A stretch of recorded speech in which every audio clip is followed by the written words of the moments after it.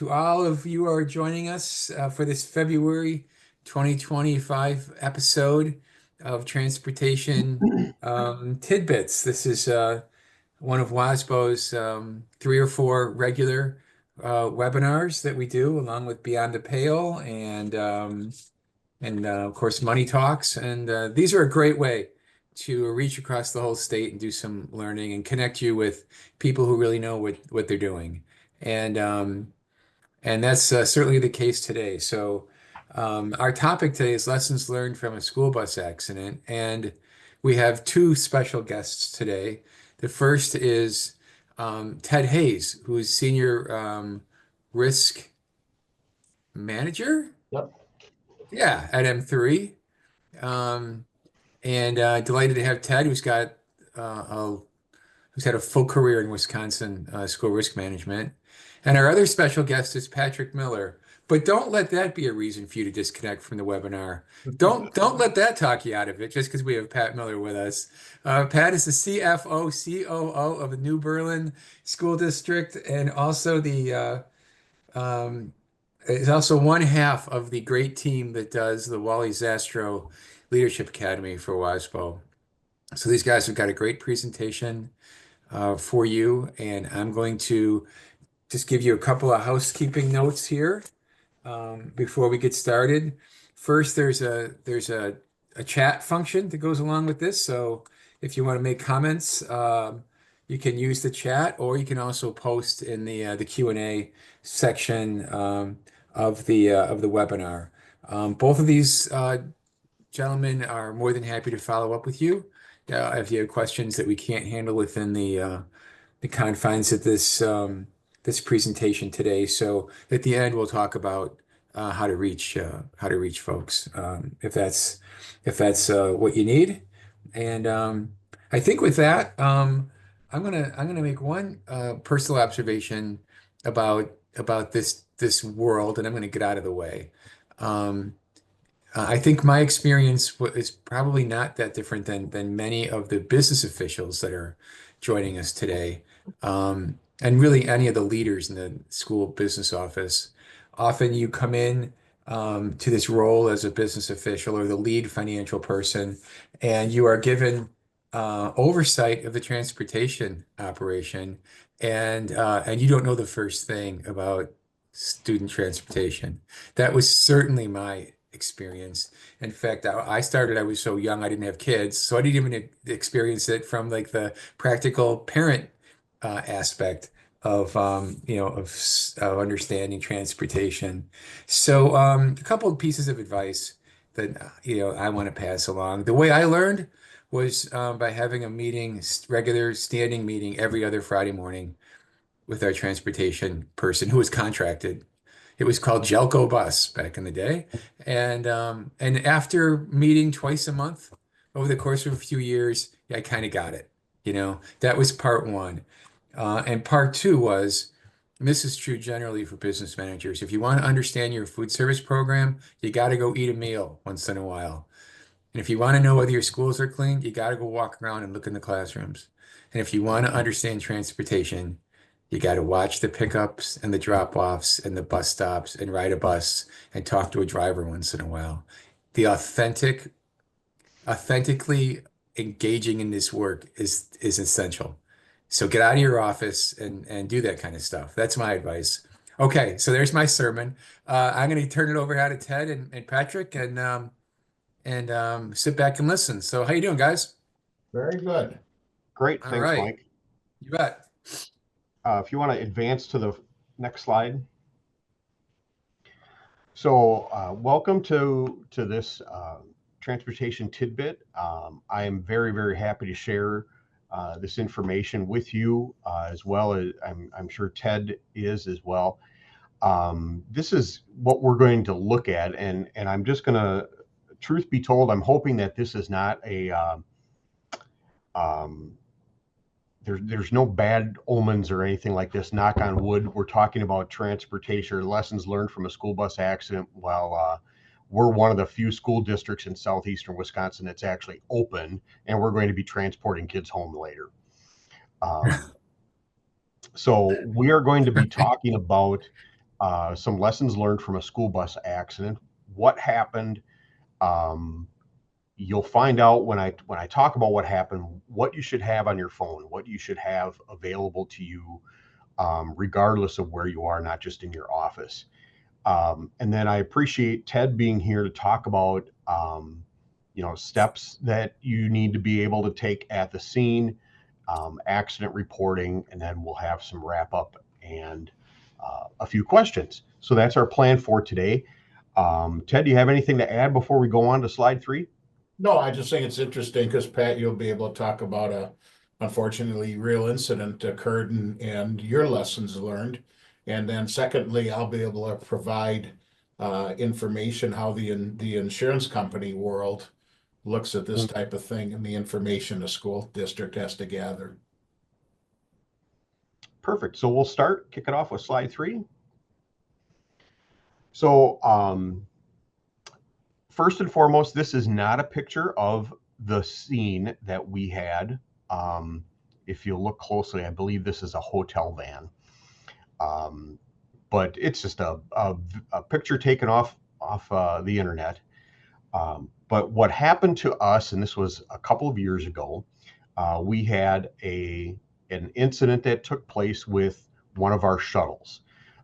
We have contracted services for our yellow bus service, and we have special education shuttles that work with, obviously, our special education students, and then some other programs in the school district.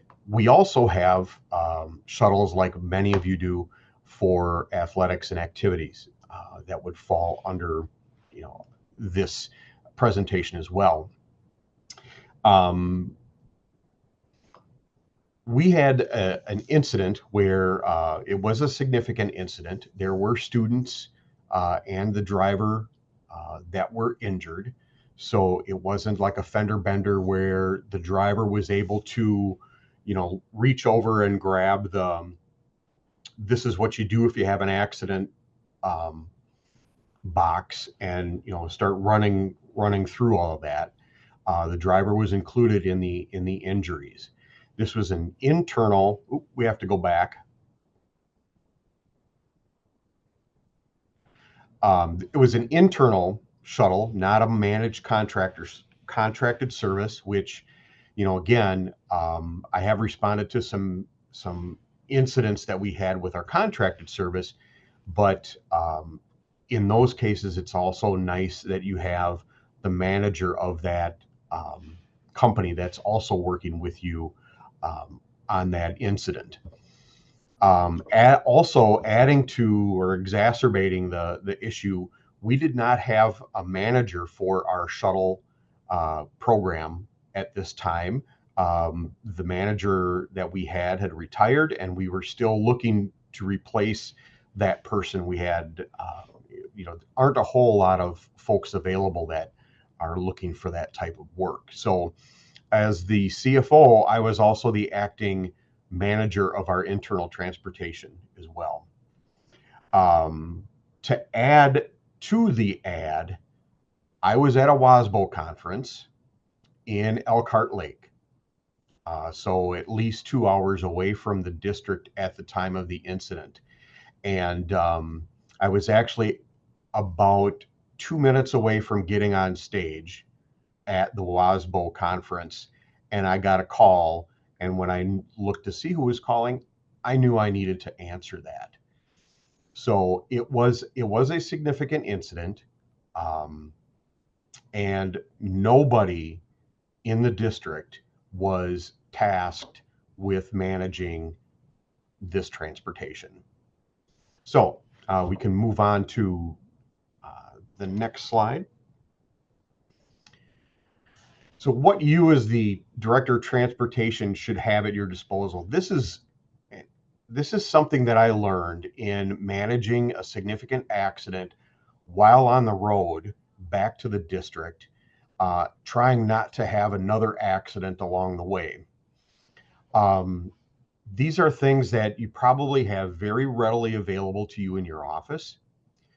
But because of this situation, I also learned that I need to have things in my vehicles, and I need to have some things on my phone, so that I'm able to pull information up and help other administrators in the district manage the situation while I'm en route. So things like the names and phone numbers of the terminal manager, the shuttle coordinator, or the shuttle van drivers. These are things that I get printed out every year. These are things that every time there's an update in the routes, which driver's driving what route, what students are on that, what facility they're going to. I get that information, and it's updated every time there's a change to it.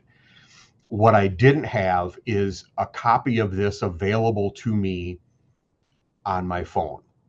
And so I was making a lot of phone calls to get other information. And again, this is including the route information for the district shuttles. I was in my personal vehicle, so having the contact information for my insurance carrier was not there. Why, and again, before this happened, why would I have the insurance contact for my work auto insurance with me? Now you know why, because you may not be in the district when an incident like this happens. And for example, my partner in curriculum and instruction was helping me manage this while I was getting back to the district. She had no reason to have any of that information either. So having that insurance contact information, here's something that we started doing in our district. I think it's a great idea. Establishing a grouped text of district administrators that need to be in the know when there is a transportation incident. This can be an SMS text or iPhone text. What we use is Google Chat, and we have groups set up on Google Chat so that if there's an incident, everybody that needs to be in the know is getting the information, the identical information that everybody else is getting, and we're able to stay on top of it. And here, just simple little things like if you don't have a small notebook in your vehicle and a pen, throw one in your glove box or your console, because I don't know how many times I pulled over on the way and I'm trying to take notes while I'm listening to a phone call. To have the stuff available to you in your vehicles so that you can take the notes that you need, not relying on your memory.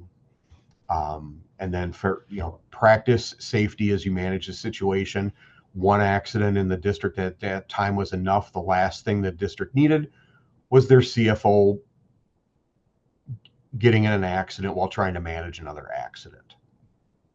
Okay. We'll go on. So I'm going to turn this over to Ted and the next slide. What Ted's going to talk about, and I feel like this is annual training that should happen for all of your drivers and the people that are involved in your transportation, whether it's internal or external. If you use a contracted service like we do, ask for a copy of the training that they use for documentation. Make sure that they're letting you know every time they talk about this. When they have new drivers, they do it at the beginning of the year. Just make sure every time they're doing this with someone, they're letting you know. And be prepared to provide this type of training throughout the year, not just with your shuttle drivers, but from season to season when you have coaches that are driving vans or whatnot, that they are that they're hearing this information as well. You would be surprised how many of them feel like they're on top of it in case there's an incident until an incident occurs, and then panic and shock set in. So I'm going to let Ted take over and go through some information from M3. Very good. Thanks, Pat. We go to the next slide, please. Remember, when you have a school bus accident, whether it's a school bus owned or it's contracted, you have a number of different insurances that are going to kick in. Of course, there may be workers' compensation.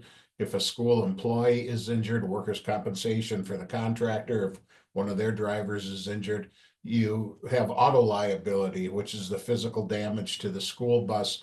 And then, of course, the one I really worry about is general liability. That's any non-employees, most often students that may be injured on the school bus.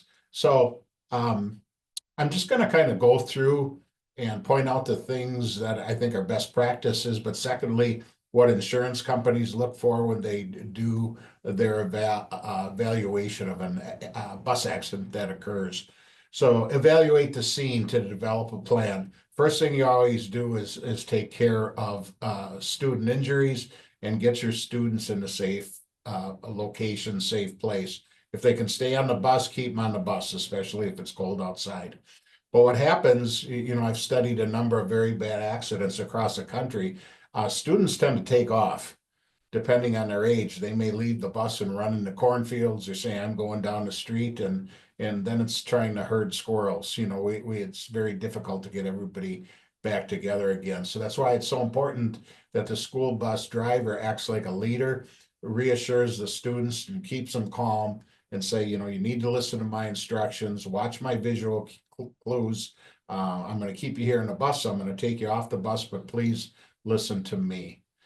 Of course, we want to notify dispatch and 911. I always make sure, school bus drivers know how to call 911 and where it's calling, what county they're in, and what law enforcement agency will be responding. And that means you need to know your directions as well. I'm sure the drivers do. The directions or the locations they are in their school bus route, and provide school bus numbers and all the pertinent information so they can dispatch emergency services. And of course, like Patrick just says, you need to notify the district immediately, because there's a lot of things the district has to do to get things kicked in with their insurance company, to notify other administrators, to get somebody on the scene, maybe get an administrator to the medical clinic, things like that. There's a lot of things to do. So yeah, we'll go on from there. Next slide, please. So as I said, apply first aid is one of the first things you do, but only do it within the limits of your training. Don't ever move students unless, there's imminent danger, like a crushing exposure, or there's fire on the bus or something like that. Work on the worst first. Protect the accident scene. We don't want cars coming by and have this gapers block where people are looking, we're going to create another accident, or we have students out in the road. So want to make sure we got reflectors or flares and cones to warn oncoming traffic. It's important our bus drivers have their reflective vests on. What I see when we set up a perimeter around a bus accident scene, we don't go far enough back. So you may go back behind the bus 30 feet and put a cone out. Well, I want you to, if the speed limit on the road is 55, 65 miles an hour, 30 feet is not a lot of time. They're going to be on, a driver's going to be on you very quick. Move those cones 2 to 3 times than what you think is normal. Move them back so you're warning people a long way out, to give them a chance to recognize the situation and slow down. As I said before, if you evacuate students, make sure they're in a safe place. Keep them together. Call on some students who you think are a little more mature, can maybe handle that situation. Ask them to act as quasi-supervisors and keep everybody together.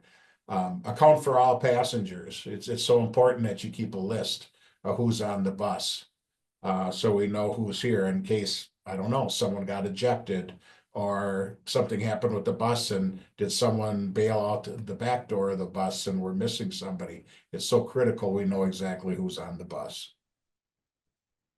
Okay. So document what occurred. I'm going to show you an example of an accident investigation kit, but in your glove box, you should have the written accident investigation kit that you can fill out. But I also want you to take pictures. And when we take pictures, what the insurance companies want to see is that a story is told. So here's kind of, I don't know if this is a good way to put it, but if I want to take a picture of Pat's house, I'm going to take a picture of the city he lives in. I'm going to take a picture of the road. I'm going to take a picture of the front of his house.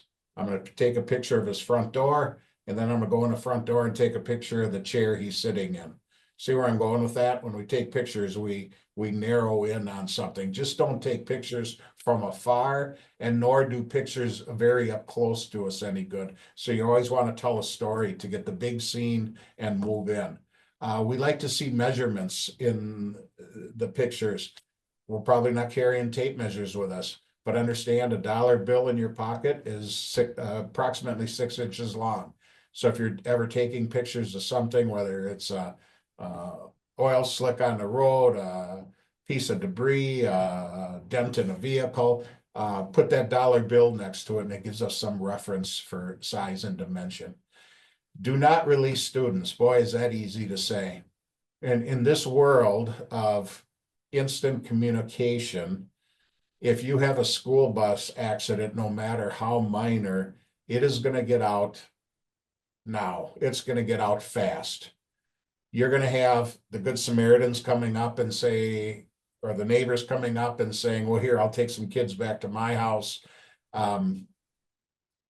That happens. The one I worry about is the parents hear about the accident, they come up, and for a bus driver to say, no, your child's got to stay here until law enforcement gets here and deal with this, it's probably not going to go well. A parent's going to be very upset, and I understand that. And they may say, I want my child and I want to get out of here. Don't fight with them. Release them. Just note that the parent came, maybe have the parent show identification and release a child. I don't need you getting physical over the release of a child that they must stay with us. But don't try to not release them to Good Samaritans or neighbors. They can be there as supervisors, keep kids calm, but don't let them release them to their house, or I'll drive a group down here. And again, if it's 30 below zero, you may have to make some exceptions to that, but try to keep the students together. And that's a district administrator and oftentimes medical services role to release the students. Okay. So cooperate with the third authorities as emergency services arrive. Let them take over the scene. So if you remember, I said before, maybe you know who's hurt the worst first. You have that information to immediately provide to emergency services. Law enforcement is going to handle the traffic control around the incident, and they're going to need information from you as to what, in your opinion, what happened, what caused the accident. This is very interesting, and it very much holds true. If I asked a bus driver immediately what happened, what caused the accident, and that bus driver tells me the story, and I go and I write it down, and I go back the day later when they're a little bit calmed down, I ask them what happened. Oftentimes the story changes. Does not mean the bus driver is lying to me or trying to cover something. That's just the way, that's human nature. People are worked up, they're stressed out, the adrenaline's flowing, and when they had a chance to settle down, oftentimes the story falls into place as to what happened. So when you take initial information from a person as to what happened, follow up, or law enforcement will do that a lot too, follow up a day or two later and reevaluate your notes. This last point here, please stress this, not only with bus drivers, but all your school employees. If there's ever an incident in a school, never make statements at the accident scene. Of course, we want to do the right thing, but we also want to be aware of insurance ramifications, whether using a contractor, it's the school district's insurance company. What so hurts the entire episode is when a bus driver said, I knew this was going to happen. I felt the brakes were bad on this vehicle. Or they say, don't worry about it, we've got insurance, we'll cover all the injuries, we'll cover the costs. That's not the call for a bus driver to make. So they need to never say anything. Don't say anything to bus drivers. Don't place blame in front of others. Don't discuss it. The only people you discuss it with is law enforcement if they ask you, your immediate supervisor, of course, your administrator at your school, if your school legal counsel asks questions, and the claim representatives from your insurance company. But believe me, when a serious incident occurs, whether it's the driver or other school employees, they're going to be getting calls at home from community members, parents, and say, hey, exactly what happened out there. And they absolutely must say, I can't say. You need to work through district administration. Just tell your teachers and bus drivers, don't pull yourself into the situation. That's why we have insurance to handle these types of incidents. Okay, next slide. So refer all media requests to administration, no exceptions. Those of you who know me know I do a lot of active shooter consultation around the country. And one thing that quite upsets me, and I see it every time when there's a shooting incident at the school, the media's there, and within a half hour of the incident, they're grabbing students who are walking away from the school and doing interviews with them. I just don't think that's right. Nor do I think when, they grab when they grab school employees and the media and says, what do you think happened here? What caused this? No exceptions to this. This goes through your PIO, your public information officer. If you don't have one, designate someone. Doesn't always have to be your superintendent of schools, but have somebody that all media requests will go through them. Oftentimes what we do here at M3 Insurance is we have a communications director that will meet with the school district and try to head off the type of questions that are going to be asked, help you with a measured response, because it's going to save you a lot of headaches down the road. And then with the school bus cameras, review the video evidence of the accident and store it securely. What hurts here is when the video footage gets passed over to the media, just a little snippet to show on the news, or something happens on the bus and a bus tipped over and we see a couple children come out of their seats. You've all seen that video on different news sources. Can't happen. And the first question I always ask, do the parents know that information's out there and on TV?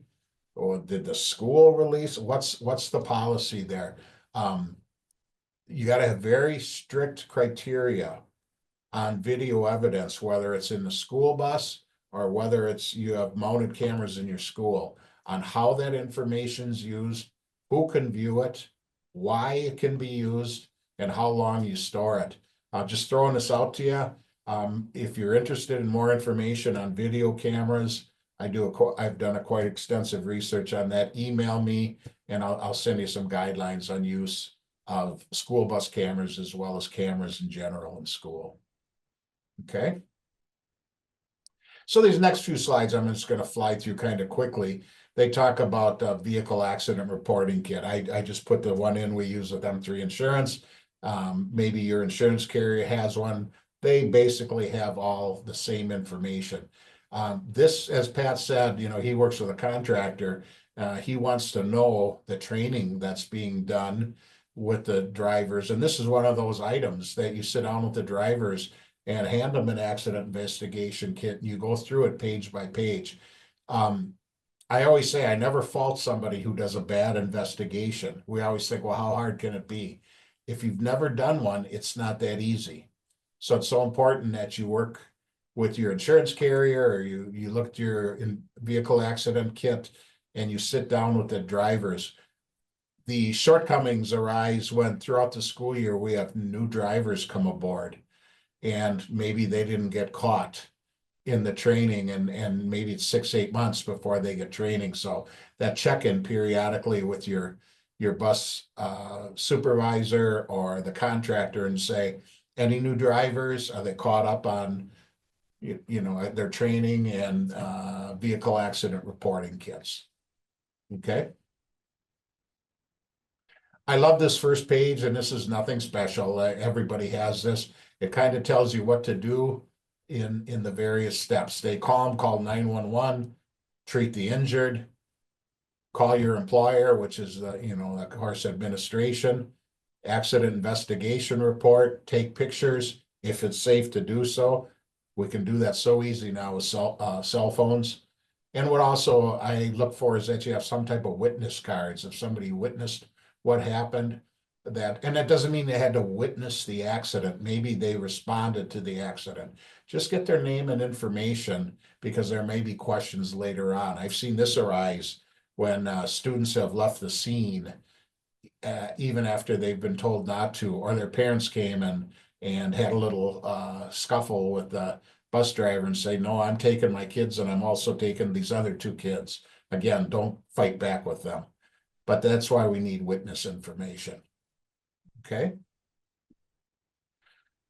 Preliminary accident report. Pretty simple stuff. I'm not going to go through this point by point, but if you need this information, let me know. I'll get it to you. Go ahead. A lot of good examples on the internet. This is what I'm very big on, is diagrams and descriptions of the accident. We want to make sure we know directions. So we want to put the N for north. We always want to know where north is relevant to the scene, and we want to diagram how the accident occurred and how the vehicles came to rest. I just checked yesterday. If you do a simple internet search of vehicle diagrams, a ton of good examples come up under the images section. So you can create your own that have curves built in, and the hash marks that you're in a parking lot. There's all sorts of them out there. Okay. There's that witness card that you want to grab information from a witness.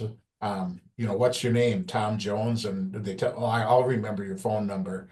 A day later, you don't remember that person's name. You don't remember the phone number. That's why we want to grab that information. We also have it's important you have exchange cards.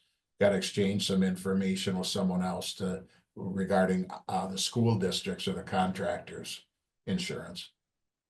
Okay. And lastly, a little page on additional notes. Write everything down. You may think it's not important, but please write it down. I'm gonna I think, Pat, this was your information, right? And I'm gonna let you jump in here. But before you do, I always just want to remind people, I did a webinar on a little bit off accidents, school bus accidents. I did a webinar on risk management concerns when transporting students to and from events.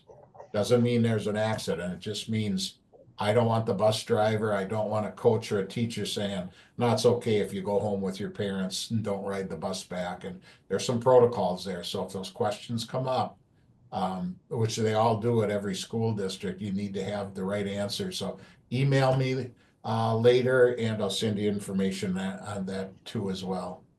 Pat, do you want to jump in here? Sure. Thanks, Ted. Yeah. Just a last couple of slides before we answer any questions that are in the chat. There are some, you should, if you are using a contracted service versus your school-owned buses, I think it's really important for you to consider the nuances of each scenario that you're in. Obviously, if you have a contracted service, you're going to be working with another insurance company. You're going to be working with their management, but it's still your incident. And so, understand that while you may be at the scene, or you may have someone at the scene, even if it's your contracted service, make sure that they understand it is your incident. Okay. And so sometimes the contractors will have, they'll come in maybe firing a little hot because of the anxiety with the issue.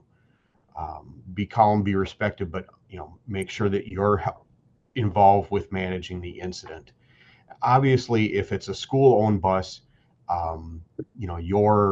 it's your incident, and it's your company. So just make sure that you're kind of thinking through the concerns that there may be, or changes, differences there may be, depending upon who is actually providing the transportation. Be prepared to mobilize your bus company, whether it's you or if you contract a service.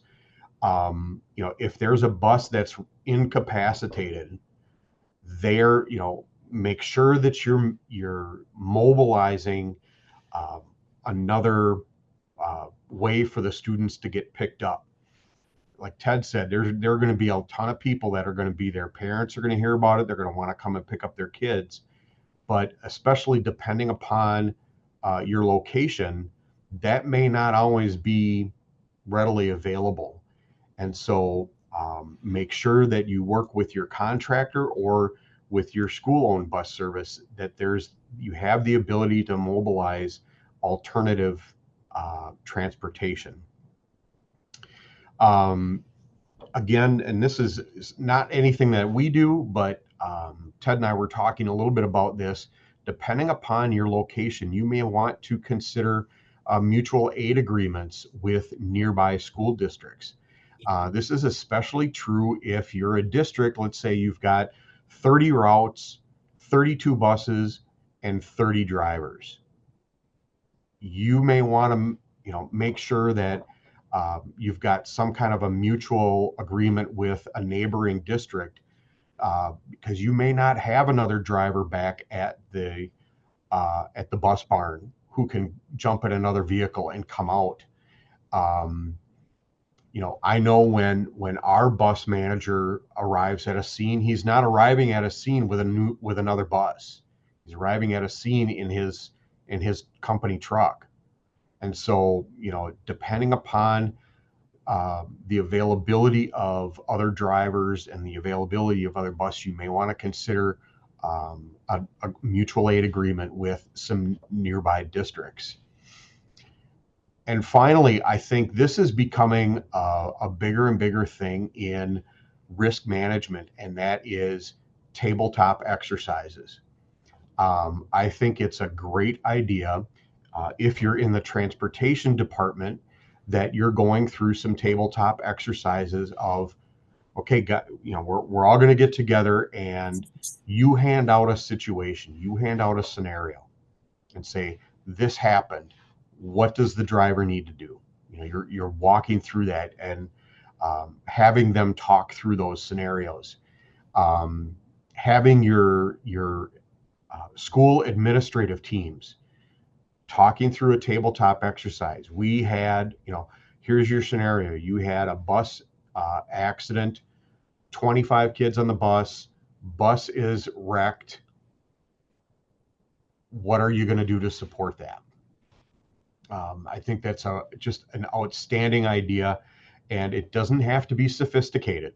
It can be a very simple exercise. You can go on to the next slide then, please. Post-incident, and here's where, again, lessons were definitely learned. Work with your insurance carrier, and this sounds like, no kidding, why wouldn't you do this? If there are injuries, there are going to be claims. If there are injuries, there are going to be inquiries from other drivers, from the media, whatnot. Work with your insurance carrier. I can't say how much I appreciated the legal counsel that worked with me in handling this particular situation. It was, we needed to have that. So work with them early and work with them, keep in constant communication. Depending upon the severity of the bus incident, understand that this is a marathon, it's not a sprint. This claim management will likely take a year or more before it is concluded. I believe we had the final settlements done about a year and a half after the incident.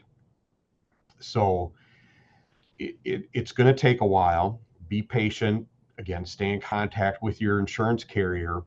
You're going to have people in the district that are going to ask you from time to time, what's going on with this? What's going on with this?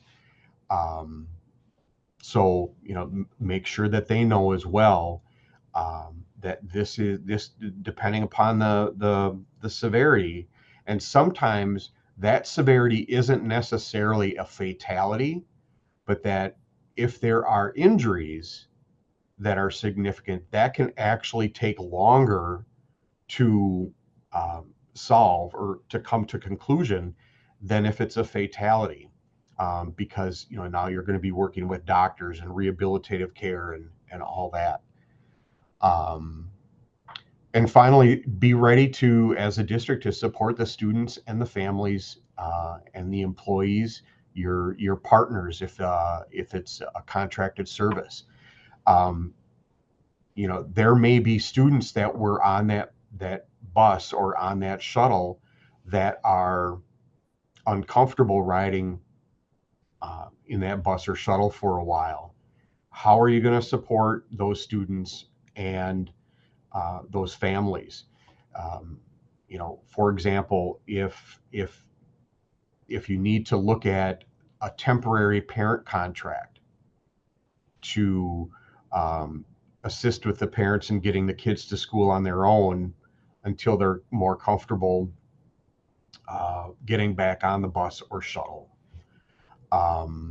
Employees may be impacted by this. If you've got kids that are injured and they're going through again some rehabilitative care, check on your employees. Everybody that works in schools because they care about kids, and this can have an impact on them as well. So that's kind of where I think we're at the end. If I could just jump in, yeah, we are at the end. If I could jump in with 2 quick points. When you said take care of your families, well, God forbid you have a bad accident where you have to transport multiple people to a hospital or emergency facility, medical facility, or it's one person who may be a student who just bumped his shoulder and we're just going to get him checked out. It's so important that you have an administrator from the school meet them there at the medical facility. It's just good public relations, and being kind of cold about it, it tends to minimize claim exposure because it shows the parents that we do care about your student, about your child. Secondly, your accident investigation of an incident is not your incident, or your investigation of the accident is not your accident review board. They're 2 different things. So I like to see the investigation done, but then I also like to see an internal accident review board that's going to review the incident to determine cause, lessons learned, what can we do differently. And thanks for mentioning that, Ted. That's an important thing to remember. And we actually, there was a lot of time spent working with supporting the parents. And again, we don't do it just because we want to try to mitigate claims. We do it because it's the right thing. But it also, the byproduct of that can mean mitigated claims, because it's easy for them to I guess some of their they get in an accident and it's easy for your Irish to get up. We want to make sure that they do realize how much you care about those kids. So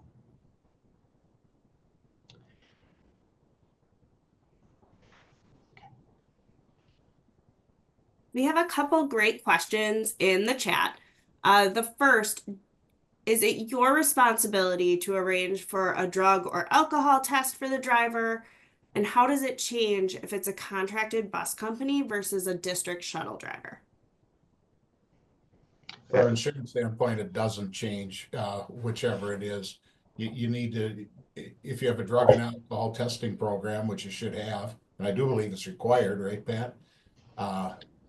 You have to do it. No questions asked. and variable is what type of incidents. If I skidded on some ice and I hit a mailbox, that may not be a drug testing incident, but something more serious, drug test is absolutely required. And that's where I think it's important to make sure that you have a district person at the scene as quickly as possible, because, especially if you have a driver that is injured, if that driver is being transported, what, are they, you may not have the opportunity to say to them, you need to go to Concentra, you need to go to our on-site clinic and have, a drug test done. They may not, you may not have that opportunity, but, at least being able to talk to the responding law enforcement, and have them, are they conducting like a field sobriety? Maybe not a full-on field sobriety, but they're trained to talk with people that are involved with accidents to detect if there's any impairment. But then, you should do everything that you can to, get that drug and alcohol test done. I'd like to make a related comment about this, Ed and Pat, if you don't mind. This is an example from Oconomowoc from years ago, back when it was Oconomowoc Transport, which it's not anymore. It's Right Way. But the family that used to run Oconomowoc Transport invited me over to. It was like holiday season, my first year in the district. And they're like, well, if you want to drop something off for the bus drivers, why don't you just come on over? And because they all gather in the morning before they start their routes. And so I went over there and I was like, wow, this is amazing. The room was really nice. And they had a TV, they had coffee, free soda, and they had like some donut holes and stuff like that. And I was like, you guys do this every day? And the owner said, yeah, we do it every day. And I was like, well, what's that all about? We don't do that for teachers. And he said, well, it serves several purposes. One, they like to talk to each other, which means they share information, because that's good for me. Secondly, they get here early because they want to visit with each other. So that eliminates the possibility of being 10 minutes late. And this is what really got my attention. He said, and thirdly, it gives me a chance to eyeball every one of them quietly. And I'm looking to see who's wide awake and who's not, and who might be hungover and who's not. He goes, he goes, I need my eyes on my drivers every day. And I thought that's not a drug test, but it was somebody paying attention. I thought that was really interesting and really great practice. Thanks for all your responses. And just a quick plug, we do have the Wisconsin State Patrol coming to our spring conference to do a session on alcohol and drug testing in relation to school transportation and the laws surrounding that. So if that's something you're looking to learn more about, our spring conference is coming up. Cool. In the chat, McFarland tends to utilize its pupil services team of social workers, counselors, and psychs to work with employees and families as they are trained to support those folks. And that's in reference to meeting students, staff, or parents at either a clinic or a unification point. Is this considered best practice, or is this something you'd maybe tweak a little bit? Yeah. No, I would consider this a great practice, because these are people that know the district, they know the students, they may know the drivers as well. They're going to be more familiar with the parents. Getting some of these staff people that actually work at the school, if it's a route where most of the students that are involved are from the same school, they're going to know these kids probably better than anyone. If it's from multiple schools, I know back in the Stone Age when I rode the bus, we had kindergartners through seniors in high school on the bus. And so you may have, you may be bringing some counselors in from several different schools, but yeah, they are trained and they know the kids. So I definitely think this is a best practice if you can do that. And again, I love Ted's emphasis on make sure that you have somebody, if there are students that are transported to a facility, have somebody from the district go there and, don't pick your district version of Pat Miller, pick your district version of, your student services director, somebody that is going to be able to go and, they're not going to be worried about, all of the other ramifications of that. They're just going to focus on the people. They have a softer message and they can listen to them. And, it's a great practice. Thank you. I do not see any additional questions in the chat. Any closing comments before I wrap it up today? Oh, I've got one. I want to challenge these guys. We've still got 8 minutes, right? I want to I want to throw a case at you. We're not going to solve it today, but I wanted to mention it. This is from the front page of the Oconomowoc Enterprise from Thursday. It's a big picture of a yellow school bus, and it captures an image of a 5-year-old being dropped off after school on her way home, uh, crossing right in front of the bus. And so a couple points. One, here we talked about evidence. Um, the family has a complaint, and I'll get into that in a second. But there's a form of evidence that didn't exist even 5 years ago. What's on the front of the newspaper is a full color photo captured by a Ring camera. And there are Ring cameras all over the place. So if you're not gathering evidence, the claimant might be, or their attorneys. So be aware, right? So if you guys don't mind, I want to read you 2 paragraphs. I can spot at least 3 or 4 practice issues in this incident right away. And I'm sure you can too, but I say this because it's so common. These incidents happen all over the state, and you just have to stay vigilant. So here's the 2 paragraphs. So the January 27th close call involving a school bus and Mr. Smith, I'm putting that in, his 5-year-old daughter, has spurred him to take action and seek changes. What he called a frightening situation happened when his daughter walked in front of the school bus after being dropped off across the street from their home. The mother, who stands outside the home waiting for their daughter, began to scream, and the daughter quickly moved back out of the way onto the sidewalk.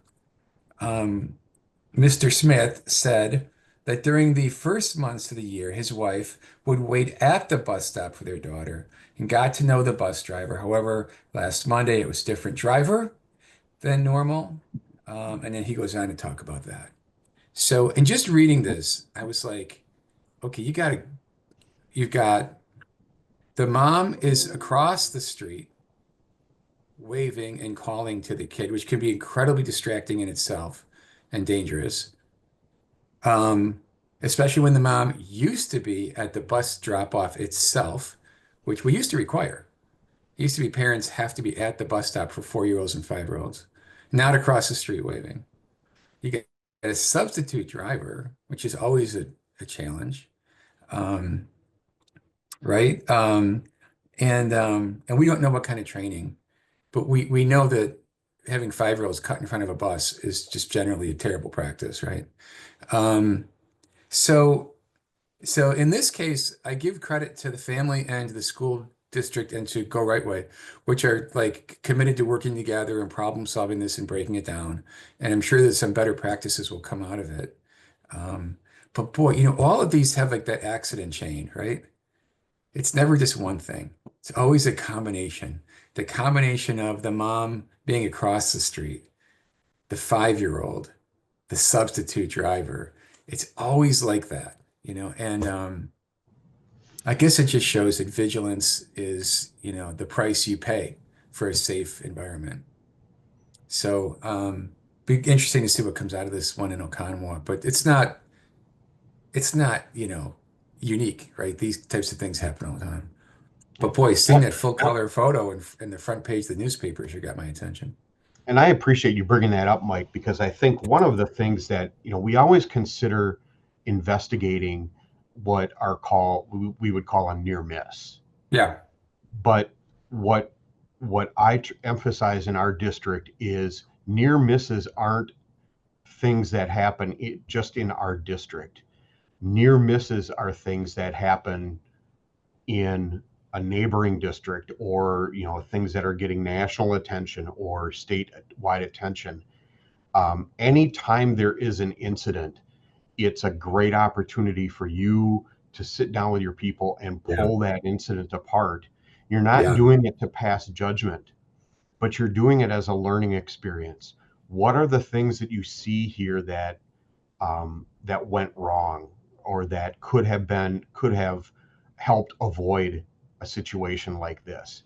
And I think it's crucial for us to not just look at our own incidents, but look at anything that you can use as a learning tool. What I've seen kind of disappear, I don't know if it's disappeared, but I don't see it as much. When I was a kid back in the Stone Age, we had an assembly first day of school, and they went over good conduct rules just in the classroom and things like that. But also they went over bus safety rules for kids. Not only how to act on the bus, but crossing in front of, behind, you drop something, don't go after it under the bus. And not only did that once a year, if I remember right, it was 2 to 3 times a year, most definitely when we came back from Christmas break.